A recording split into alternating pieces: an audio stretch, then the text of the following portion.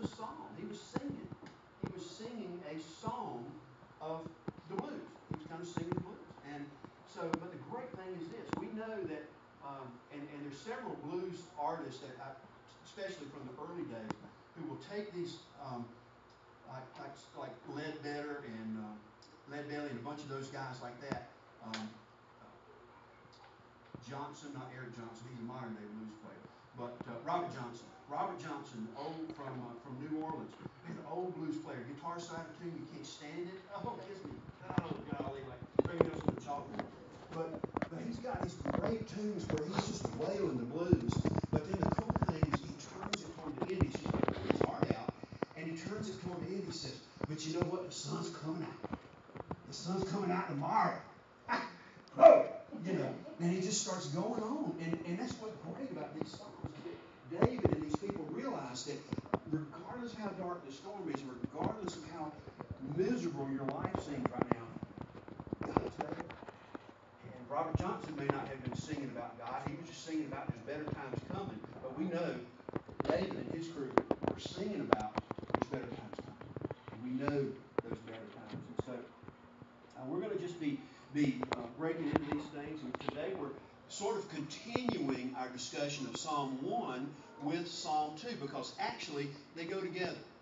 Okay, the two songs actually fit together like a medley. All right, so if you think about what we talked about last week in Psalm 1, we're going to be continuing this on this week with Psalm 2. Now there are lots of different kinds of psalms. There are psalms that are called the royal psalms, okay, and some of those, sometimes those are referred to as the messianic psalms because the messianic psalms refer to like Jesus, and they give very clear descriptions of Jesus and his life, his resurrection, his death, his future of Jesus, and all that. So that's what we're going to be looking at today. This is one of the royal/messianic psalms that we're looking at. Now, David, who wrote this psalm, this is one of his. He was a shepherd. He was a king. He was a warrior. He was a soldier. He was a musician. And very obviously, from looking at Psalm 2, he was also a prophet. So we want to look at that and remember that David was chosen and anointed by God to be the king of Israel. But David was smart enough and in tune enough with God to know that that wasn't the end of it. That God was going to use his bloodline to establish his eternal reign in his kingdom. And so, through David's bloodline, the Messiah, the King of Kings, the Lord of all, comes into the picture. Okay? Now, I love this song because it's just full of action. And there's all kinds of stuff going on here. You got crowds raging. You got people rioting. You got kings are rallying their defenses and their forces together. And people are calling summits and all this kind of stuff together. But what's really cool about this has got one of my favorite verses in the whole Bible. It also has that, but it also has on the other side, it has God's just amusement at all of that. God's just looking at it like a lot of times Cindy and I will look, we'll watch our grandchildren or whatever. You do the same thing with your children we did with ours. And we're just amused at their playfulness and what they do. And we just kind of sit back and kind of chuckle ourselves. Look at them. That's kind of what God was doing here. He was just amused at their plans they were making. Okay? And so that's what we're going to look at today. So last week, I just want to sort of compare Psalm 1 to bring us up to date on that. Last week, Psalm 1 kind of answers the question, who will be blessed? And remember, blessed is the term is happy, and it's a plural term. It's like happinesses. So in other words, if you're blessed, you have many happinesses, and you have many joyfulnesses is the way that the actual word goes. Psalm 2, though, talks about how God blesses. All right? And just going to look at them real quickly. Psalm 1. In Psalm 1, you got these people that delight in the law of the Lord. All right? Psalm 2, you got these people that defy the law. Psalm 1 begins with the beatitude, blessed are. Psalm 2 ends with the beatitude, blessed are. Psalm 1 is never quoted in the New Testament. Psalm 2 is quoted 18 times in the New Testament verbatim. Verbatim. So, here's what I want you to think about as we go through these Psalms. And this is exactly the way music is to me as a musician. There are some songs that I can see visually. There are some songs that I can feel. There are some songs that I can hear. Well, this is one that you hear because Psalm 2 has different voices coming at you. It's almost like if the Beatles were singing and Paul sings one and George sings one and John sings a verse. It's that kind of thing. So you're hearing different voices, but they're still all singing the same song. That's what's happening here. So let's do this. Let's read together because remember, these were written to be sung aloud. Now we don't know the tune to them. Okay, if you leave it up to me to put a tune to them, you don't want to do that. So we're going to just read it together. And I know you've got your Bibles and things there, and I want to encourage you to bring those. But just so we'll all sort of be on the same page, let's read from the slide. Okay, let's out loud together. Ready? Why do the nations conspire and the peoples plot in vain? The kings of the earth take their stand, and the rulers gather together against the Lord and against his anointed one. Let us break their chains, they say, and throw off their fetters. The one enthroned in heaven laughs. The Lord scoffs at them. Then he rebukes them in his anger and terrifies them in his wrath, saying, I have installed my king on Zion, my holy hill. I will proclaim the decree of the Lord. He has said to me, you are my son. Today I have become your father. Ask of me, and I will make the nations your inheritance, the ends of the earth your possession. You will rule them with an iron scepter, and you will dash them to pieces like pottery. Therefore, you kings, be wise, be warned, you rulers of the earth. Serve the Lord with fear, and rejoice with trembling. Kiss the Son, lest he be angry, and you be destroyed in your way.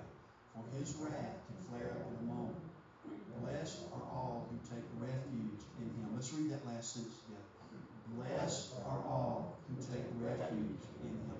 And see, I can just, as we were singing those songs a while ago, you get to the end of some of those, and the words just sort of, I don't know about you, but the words just sort of just eat up in my heart. And I can just picture thousands of the people of Israel. Just think about them singing that song and getting to the end. And I don't know what I mean, I do know because they had cymbals and all this kind of stuff. Man, they had it going on. When they did their songs, they had it going on. They had a full band thing happening, But think about when we get here to the end, and think about how many times, and I'd love to see it, the lead priest, let's sing that line again. Blessed are all who take refuge in him. Blessed are all who take refuge in him. And if we don't go anywhere today, I want you to think about this. Blessed are all who take refuge in him. All right, let's kind of look at this just a second here. Let's break it down. All right, so you can just leave that blank slide there. That'll be fine. All right. That blessed person in Psalm 1 loves the Lord. Now, also remember, as we were going through this, as we break these passages down, remember it says capital L-O-R-D. You remember from last week what that means? What? Yahweh. That's the word that is like the Lord Most High. That's when it says that is the word that, and I have a Jewish Bible at home. And in the Jewish Bible, there's no word there. It's like blank, blank, blank. Because they will not even write the name God right there.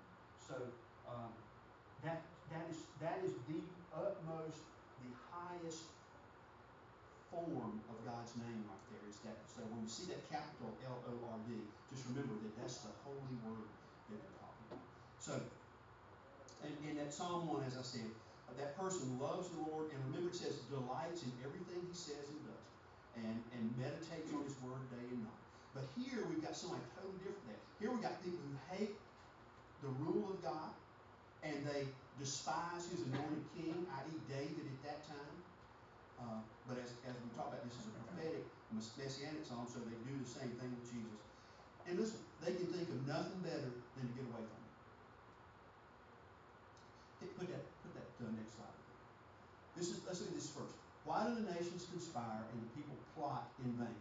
The kings of the earth take their stand and the rulers gather together against the capital Lord, Yahweh. And against, now think about that just a second. This is the holiest writing of God you can get. And look here. People are plotting against the holiness? What? And against his anointed one. Capital A, capital O. Who would that be? Yeah, okay. Remember we talked about this is going to be interactive here? So that means we can talk. Right. Now, look what they're saying. This is what the people are. So this is the chorus. This is the people in the chorus singing the first verse. All right? They're singing all this. Here's what they say. They say, okay, this is all before the Beatles. Well, we'll leave out Ringo. He went, so you can sing. Well, he might be. This is all the Beatles singing together. Let us break their chains, they say, and throw off their fetters. Okay, for a long time I thought a fetter was a small animal that crawled around, that scurried around, had a long tail on it. It's not. A fetter is like a shackle. That's what, like when you see somebody led, with the things on their feet, the things like that, those are fetters. That's the fancy name for that. So they say, let's break their chains and throw off their fetters. Guys, this is saying that so many people then and today want nothing more to do with God, and they just want they want to get away from Him. They don't want anything to do with Him, and they despise that joy and those happinesses that we talked about in Psalm 1. They despise that. They don't want anything to do with it. And so what they see is they see God's love and God's law, i.e. commands, as chains and shackles. You know anybody like that today? I do. I talked to somebody just very recently. I don't want to do that, God. God says no to everything. How come God says no to everything fun? That's what they said. Hey, Scott. Yeah. I see that psalm as a perpetual psalm.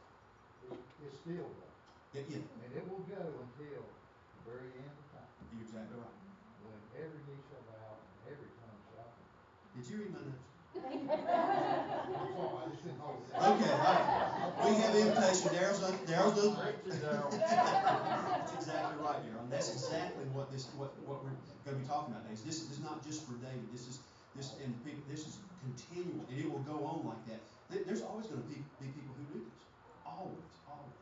Okay. We may not understand it. It may not make any sense to us, but guess what? They're going to do it. They're going to continue to do it. So here's the thing. People think that if they can break free from God, that's what real freedom is. I never will forget talking to a young 19-year-old, and he said, God does nothing but just hold me down. Real freedom is when I don't have any God in my life and I can do whatever I want to. Oh, wow. Okay, that's a skewed view of that.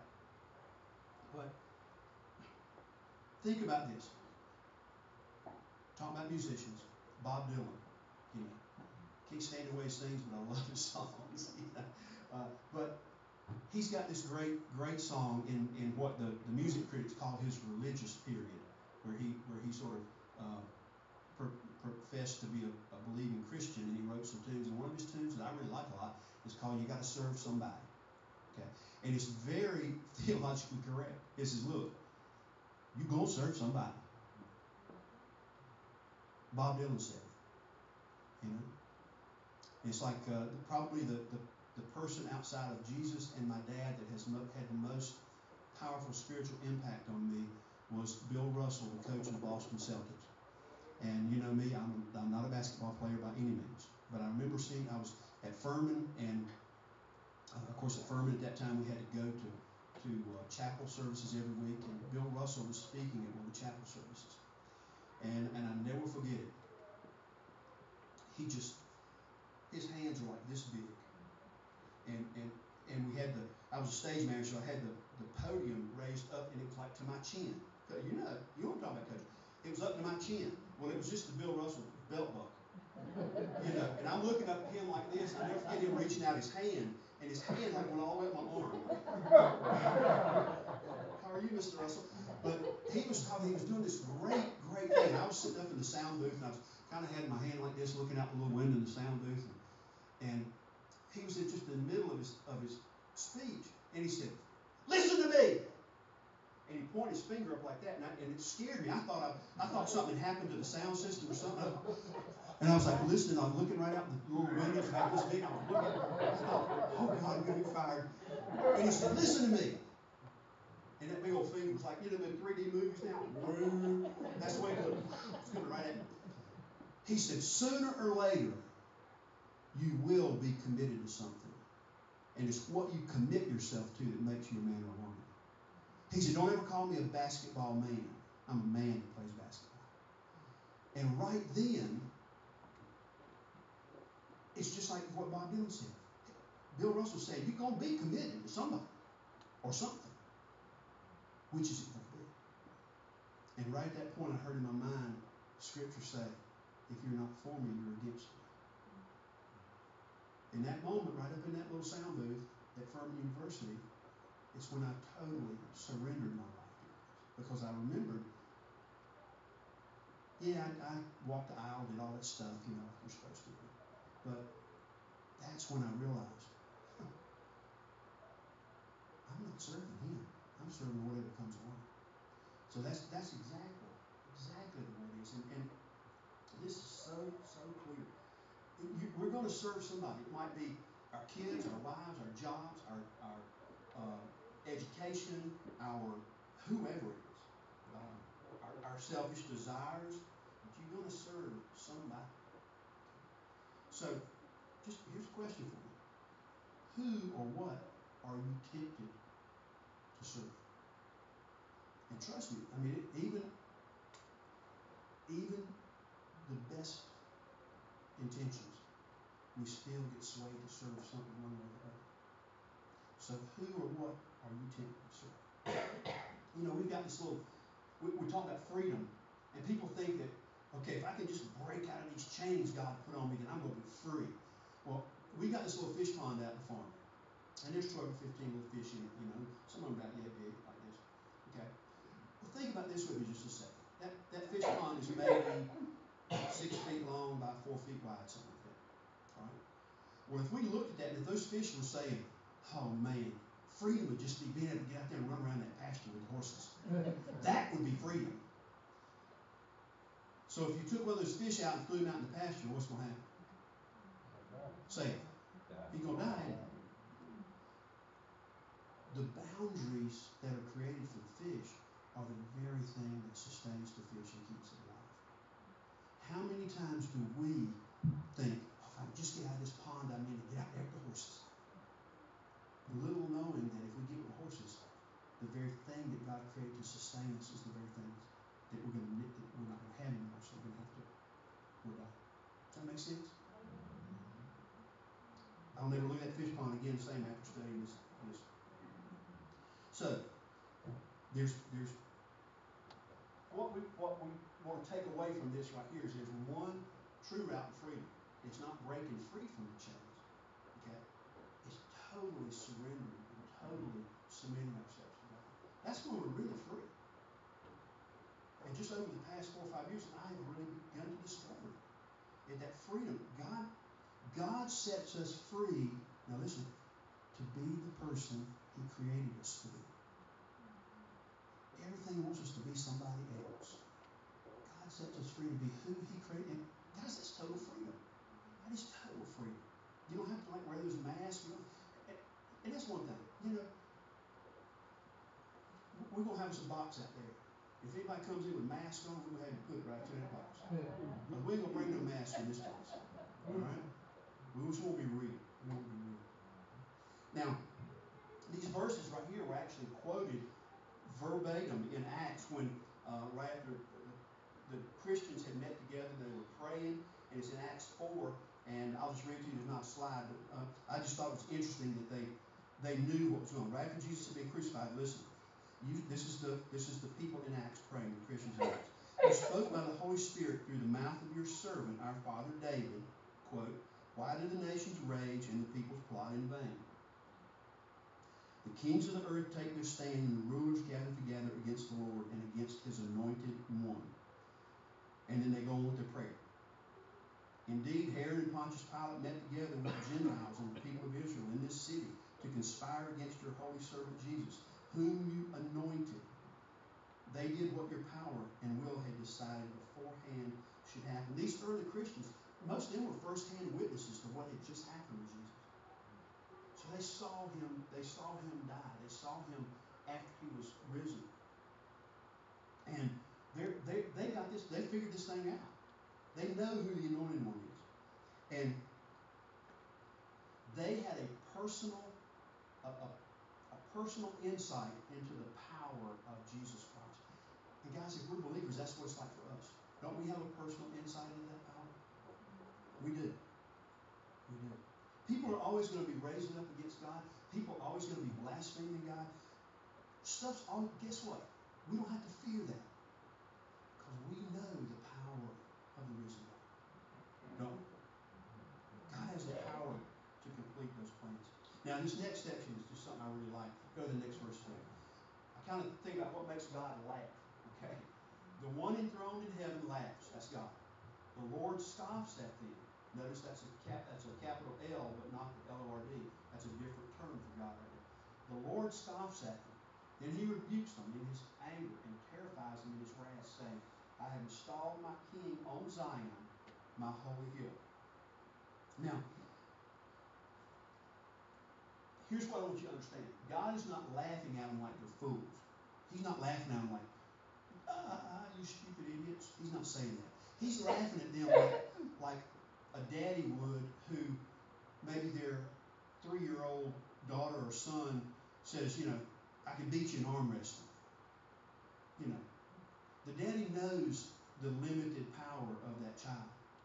And the daddy knows his own strength. And the daddy knows who's going to win that if they really get into it. Okay? So it's that kind of laughter. It's kind of like laughing at the way that the person speaking does not comprehend who they're talking to. And they're not comprehending their weakness and vulnerability. And they're not comprehending the power of the person they're speaking to. Okay, so does everybody understand? We good on that? Because that's real important here. We need to make sure we understand that. We can have, and I'm not going any political slant, okay, but I'm just saying, we can have anything going on in the world right now. We can have all this turmoil and all this stuff going on. We can have everything. But we don't have to fear that, because we know that it's God that's got the power, not those rulers, whoever that he's put in place. Okay? Cindy and I watched a great movie yesterday, Sum of All Fears. What a great, fun movie to watch. And if you know anything about the movie, it's about these terrorists that try to get Russia and America into this global war together. And so they're doing stuff and blaming it on each other. And the whole world is, and just to watch the fear on the faces of the guy being the president, the guy being the prime minister of Russia and all that stuff, to watch the fear on their faces and all that. I know that's fictitious, but still, those are rulers. And they were instilling fear in everybody they talked to. We don't have to fear anything. Okay? There's no person's name on a ballot in any country is going to create something that God can't deal with. Okay? And we shouldn't look to them as our saviors. Okay? They're leaders, and we need to respect them, but we shouldn't look to them as our saviors. So, we might feel intimidated, we might feel uncomfortable around people, whether they be leaders or people that you just drink coffee with or hang out with, who just turn away from God. But as Darrell said, one day they're going to know this. One day they're going to realize, I'm the little kid saying I can whip my daddy when I really can't. Because Philippians 2:9-11, just like Darrell just said, therefore God exalted him to the highest place and gave him the name that is above every name, that at the name of Jesus every knee will bow in heaven and on earth and under the earth, and every tongue will confess that Jesus is Lord, to the glory of God the Father. From From the start of all creation, God's plan was begun with His extravagant love for us. That's why we're here. That's why God created everybody. He wanted to pour that love over us, and He wanted to enrich our lives in such a way that it would do nothing but draw us into a close relationship with Him. But in that love, He gave us free will. And like this psalm says and others, that free will, some of us use that free will to totally disacknowledge God and turn our backs on Him. It's that independent nature that just sort of rises up in us. But the beautiful part of this whole thing is this. All these people thought they had put an end to God and His plans when they killed Jesus. Listen, overcoming death is nothing for Jesus. Nothing. When Jesus was resurrected 3 days later, death lost its power completely. So we don't even have to fear death anymore. Okay? And God's plan is still unfolding, like Darrell was talking about. It's going to go on until Jesus comes back. People are going to continue to plot against Him. People are going to continue to not trust Him. But Jesus is returning. He's going to be the King of all. Bottom line. Okay. And here's our choice. Whose side are we going to be on? Are we going to submit to Jesus, or are we going to listen to other people? The next couple of verses, real quick. I will proclaim the decree of the Lord. He said to me, you are my son. Today I have become your father. Ask of me, and I will make the nations your inheritance and the ends of the earth your possession. Go to the next one. Yeah. And you will rule over them with an iron scepter. You will dash them to pieces like pottery. Now this is Jesus singing his part, of course. Okay, this is Jesus singing. And he's basically repeating the same thing that God told the people in His verse. And Paul, again, he uses this exact same verse when he is speaking and preaching to the people in Antioch. He says, we tell you the good news, what God promised our fathers. He has fulfilled for us, their children, by raising up Jesus. And then this is Paul, as it's written in the 2nd Psalm, you are my son, today I have become your father. So God set David apart as king and to be the exalted son. And as you know, any of David's bloodline is a royal bloodline. And that's the bloodline that Jesus comes from. But here's the thing. Jesus is God. Jesus is king. Jesus is conqueror. And everybody's still got a choice. Whether or not we're going to recognize that and whether or not we're going to submit to Him. Romans 14, as it's written, as surely as I live, says the Lord, every knee will bow before me, and every tongue will confess. Listen, we fail to live that righteous life that God set for us, but guess what? Jesus came and lived it for us. To establish that kingdom on earth. Now, here's one thing I want us to get straight right now. When we talk about Jesus, somehow or another, one thing I did one time, I asked students, I said, what does Jesus look like to you right now? Most of them had an idea that Jesus was some sort of meek and mild, kind of scruffy guy who shuffled around in heaven with a bathrobe and slippers on. Guys, that ain't it. 40 days after He was resurrected, He ascended. And when He ascended, look it up in Scripture, God put the royal scepter in His hand and a statue of Him. Jesus is the reigning King of the universe, and He will reign. God gave him the keys of the universe. Said, you got it. Reign. And Jesus is that reigning. He's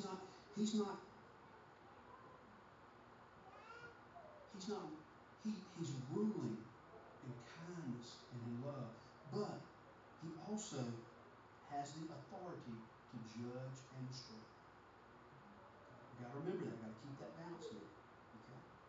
So let's look at what He's going to do here in the next couple of verses. Therefore, you kings, be wise, be warned, you rulers of the earth, serve the Lord with fear and rejoice with trembling. Kiss the Son, lest He be angry with you and be destroyed in your way. For His wrath can flare up at any moment. Blessed are all who take refuge in Him. These verses give us 5 things to watch out for. He says, be wise, be warned, serve the Lord, kiss the Son, and take refuge in Him. That's those 5 things right there. Okay? Kiss the Son means this. It means to submit to Jesus. Okay? Surrender to Jesus. God, I don't know about you, but surrender to me was always a bad word. It meant you lost. You know, think about like Lee surrendering at Appomattox Courthouse, or the Japanese surrendering on the ship there, or whatever. That means you lost. In the Christ life, it doesn't mean that. It means you won. Surrender is not a bad word at all. Not a bad word at all. And submission is totally giving yourself to the whim of Jesus. You know why in King Arthur's and the Knight's days, when a knight was knighted, they would bend down and they would bow their head like this? 2 things that meant. They're bowing in respect and honor, but they're also bowing to show the back of their neck to say, King, my head is yours. If you want it, take it. I'm surrendering to you. That's what they're doing. And they would bow their head like this. And the word submit, I don't know how to do this. Y'all don't think I'm crazy. Most of you already know I am. I want to show you what the word submit literally means. This is what it literally means. Hold me up, David.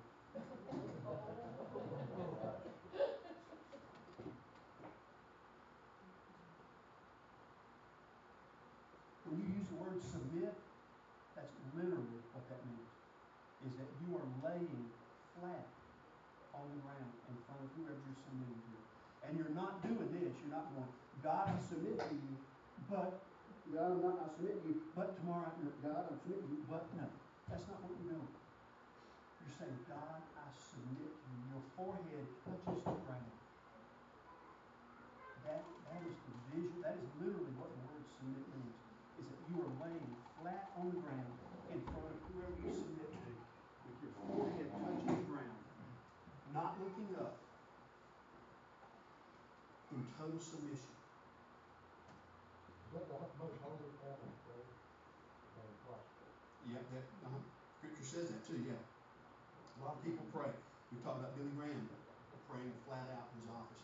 And we talked about that. So, kiss the Son means make peace with Him, embrace Him, submit to Him, surrender to Him.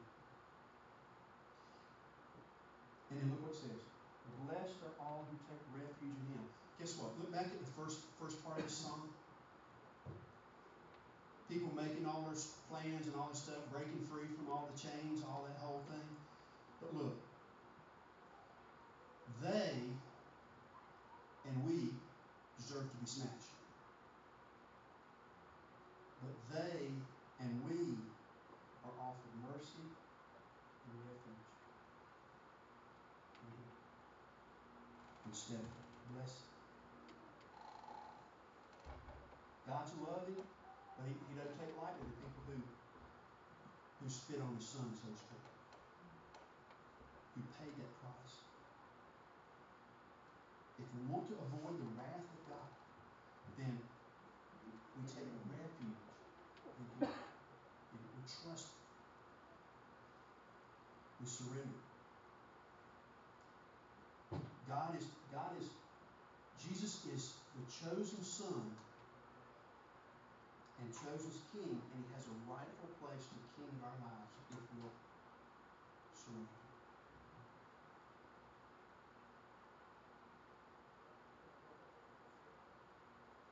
Jesus came to turn us. We talked about repentance last week. Turning from, turning to. Jesus came to turn us from that path of destruction toward Him to become our refuge in Him. Okay? Listen, verse right there. Blessed are all who take refuge in Him. In other words, who put their trust in Him, who believe in Him, who hide themselves in. Listen, your relationship with God is not based on your good deeds.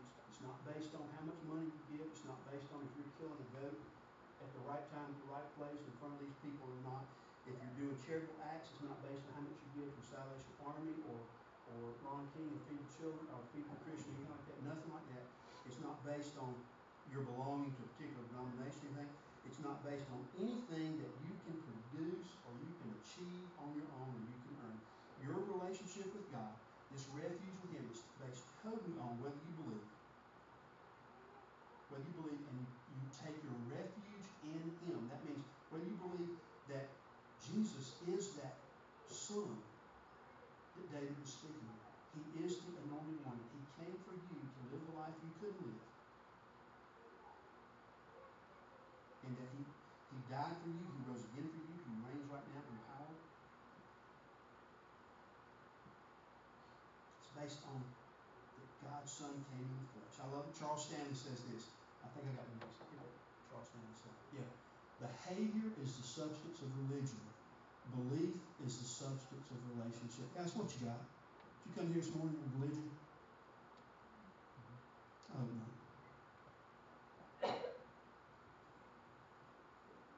It's a relationship. People can't understand that. Talked to a guy the other day, said his favorite words, I'm not a real religious man. I said, great, neither am I. And he'd like, yeah, what? You know? He said, I'm not a religious man. We don't want religion. Religion is what we do to get to God. That relationship is what God did to get to us. That's what it's all about. That's what it's all about. So as we kind of close this up, looking at these two Psalms again, both Psalms lay out a choice between happiness and destruction. Both Psalms call us to live fruitful life as friends of God. Both Psalms tell us that Jesus is King of Kings and that He laughs at human rebellion and that He invites us to be kings and priests along with Him. And when you put Psalm 1 and 2 together, the substance of those of that message is really a game changer, because it says, I want you to pour out the rest of your life in total submission to the King. And they call us to make this upfront choice. Do we or do we not? There's no gray line in there, guys. Either you is or you ain't. That's it. Both Psalms end with, one starts with blessed, the other ends with blessing. Blessed are all those who take refuge in Him. So here's the question. Is this the Jesus you know? The Jesus that we've been talking about today? Is this the Jesus that you know? Now, I'm not talking about some dreamed up, sentimental guy shuffling around, like one of the movies that back in the 60s and 70s where Jesus had blonde hair and blue eyes and he always looked up to heaven like he was stoned. I don't want to worship nobody like that. My man didn't even have nose hairs. What?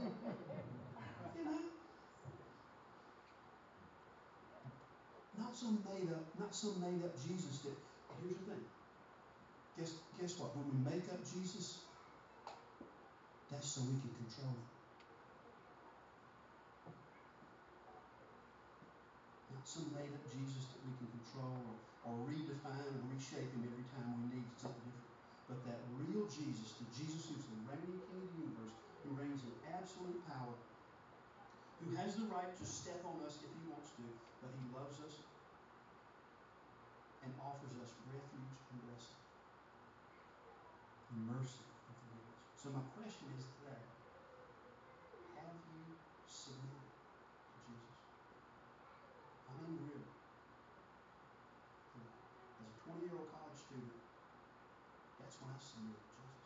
I'd walk the aisle during revival and done all that stuff and been in church every day and all that kind of thing. Bill Russell, God spoke through Bill Russell. And that's the night I submitted my heart to Him. So have you done that? We're called to serve, We're called to fear, and we're called to rejoice, and we're called to tremble at Jesus all at the same time. So here's a question for you. What part of that relationship have you been ignoring? Which one of those is the easiest for you to forget? Another question for you. How are you going to let what you know of Jesus after today, how are you going to let that change your life this week?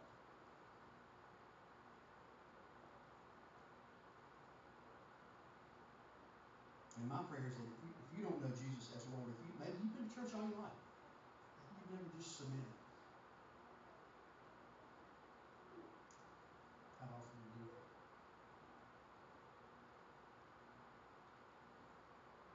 Let's pray. God, you are King of Kings and Lord of Lords. God, you are our capital L, capital O, capital R, capital D, the holiest, most powerful name of God. You are the God of the angel armies. You are the Lord Most High. God, you're our daddy and papa, and you love us so much that even when we chose to live a life of rebellion, you sent your son. And God, so many of us in this room have known Jesus for a long time, but maybe we've never submitted to him. So God, my prayer today is if that's somebody's decision today, or the place where they are, God, that they would right now submit to you. That they would lie flat in front of you, not looking up to see what you're going to be doing, but low, just flat, forehead to the ground in front of you, and say, God, I surrender to you. And I surrender not in loss, but in win. God, show us the next step to take. God, every one of us in this room got a next step we can take.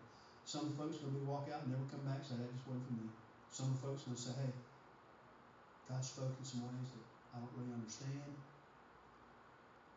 but I want to come back and find out more. Other folks are just going to find out and say, hey, I need to submit.